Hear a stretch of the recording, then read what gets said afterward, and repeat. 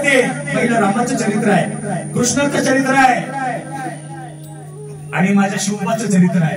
छत्रपती शिवाजीराजे म्हणायचे मला प्रभू रामांचं राज्य आणायचंय, रामराज्य घडवायचं आहे। माझ्या समोर माझा कृष्ण राजकर्ता म्हणून आदर्श आहे, पण मला रामराज्य निर्माण करायचं आहे।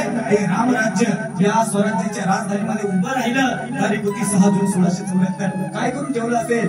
आज आपण ज्यावेळेस एखाद्याचं चरित्र वाचतो, काळातील आर्थिक परिस्थिती कशी असेल, धार्मिक परिस्थिती कशी असेल, सामाजिक परिस्थिती कशी असेल, दळणवळणाचे साधन कसे असतील, कसे उभे राहिले असतील, कसे झगडले असतील, या सगळ्यांचा विचार केला तर आपल्या समोर उभं राहतं ते शिवस्वराज्य।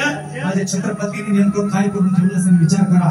आज रायगडापर्यंत जायला आपल्याला डांबरी रोड आहे, तिथून जायला आपण 5 मिनिटात रोपेत बसतो, आपण वर पोहोचतोय।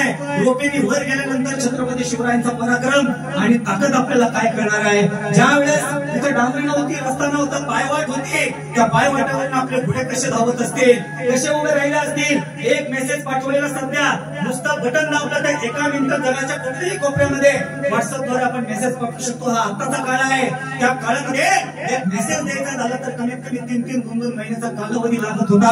हे सगळं ज्यावेळेस आपण विचार करतो त्यावेळेस आपल्या लक्षात येतं 35 वर्षाच्या कालखंडामध्ये हे जे सगळं उभं केलंय ना, ते जगात कुठल्याच राजाला जमलं नाही आणि म्हणून कोणाला जमलं नाही। म्हणून तर आज माझा राजा 450 वर्ष झाले तरी आमच्या काळजात जिवंत आहे।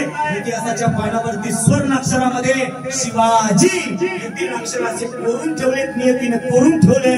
आम्ही जन्माला यायच्या बरोबर आमच्या रक्ताच्या थेंबाथेंबामध्ये शिवाजी हे नाव जणू काय आमच्या थेंबाथेंबात अस्तित्वात असतं आणि नियती आमच्या कपाळावर शिवाजी हे नाव कोरूनच आम्हाला जन्माला घालते की काय। 12व्या शतकातला हा महाराष्ट्र दया दुधामध्ये भिजत होता, डॅममध्ये नाहत होता। काय नव्हतं या 12व्या शतकातल्या महाराष्ट्रामध्ये? गोग्रास घातल्याशिवाय आमच्या माऊल्या जीवन करीत नव्हत्या, एवढी संस्कृती या महाराष्ट्रामध्ये होती। घात झाला, चंद्राला केव्हा कधी काळे डाग पडले।